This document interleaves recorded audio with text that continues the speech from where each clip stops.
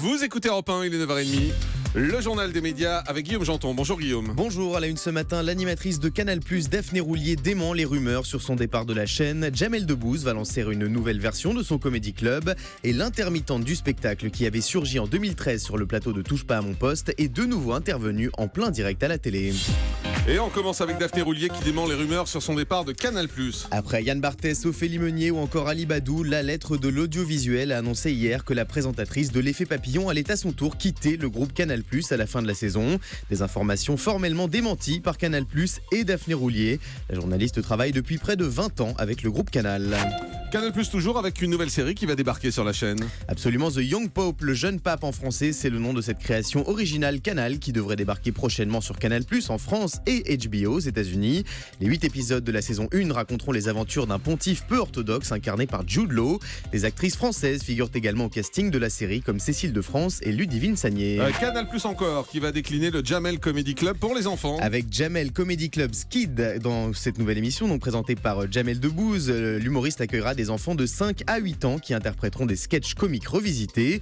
Des guests comme Anthony Cavana, Michael Youn et Elise Semoun seront également de la partie. Le Jamel Comedy Club Skid sera diffusé prochainement sur une des chaînes du groupe Canal+. TF1 va lancer une nouvelle série. Selon Télé 2 Semaines, TF1 a récemment fait l'acquisition des droits de Lucky Men, une série anglaise qui suit les aventures d'un détective pas comme les autres. En Angleterre, la série est un succès. Une deuxième saison a d'ores et déjà été commandée. Et puis l'intermittente du spectacle qui avait surgi en 2013, vous vous en souvenez peut-être, sur le plateau de Touche pas à mon poste de Cyril Hanouna sur D8, est de nouveau intervenue en plein direct à la télé. Le 30 mai 2013, Sophie Tissier, une intermittente du spectacle, avait interrompu l'émission de Cyril Hanouna en direct sur D8 pour faire part de ses revendications sur les conditions de travail des intermittents au sein du groupe Canal+. Dimanche soir, alors que la chaîne beIN Sport proposait un duplex avec la fanzone du Champ de Mars à Paris, cette même intermittente a profité d'une interview en tant que supportrice de l'équipe de France pour pousser un coup de gueule, cette fois-ci contre la loi travail. Mais elle a très vite été interrompue par le journaliste sur place. Écoutez. On y a cru, franchement, Payet a failli marquer. Mais j'aurais aussi un petit message à faire passer parce qu'il se passe des choses en ce moment dans ce pays. Attendez madame, ça sera pas pour nous. Alors ça on va passer. Travail, on lui met un gros carton. Alors mademoiselle, nous on n'est pas là pour faire de votre publicité. Jeune homme, on va parler de football. Désolé Darren, ça c'est les aléas du direct.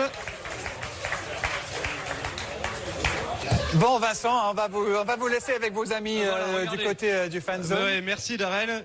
Voilà, c'est ça les aléas du direct. Et puis bien malgré notre vigilance, il y a des supporters qui auront d'autres idées que de supporter juste les Bleus.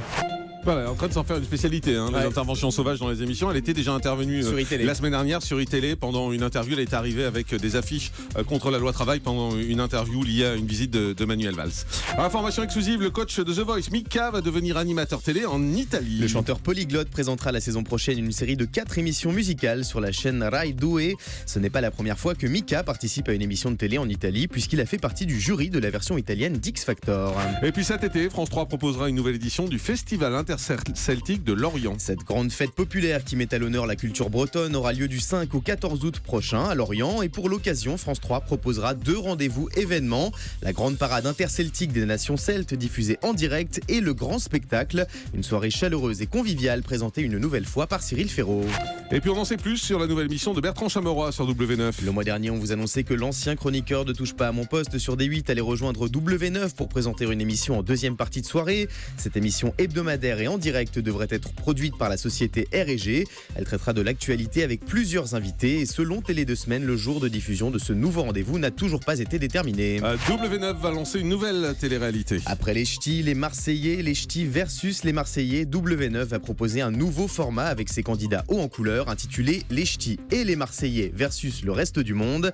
Alors par le reste du monde, la chaîne entend le reste des candidats de télé-réalité puisque dans cette compétition, les candidats de W9 devront affronter d'autres vedettes issues d'autres programmes. Parmi elles, des candidats de Secret Story sur NT1 ou encore Friends Trip sur Énergie 12. Et on termine avec le chiffre du jour. 30 comme le nombre de victoires d'Hervé, candidat de N'oubliez pas les paroles avec Nagui. Il s'agit du record du nombre de victoires dans l'émission, un record décroché dans le numéro d'hier soir. Dès ce soir, les fans du jeu musical retrouveront donc Hervé alias le maestro sur France 2 pour une nouvelle partie.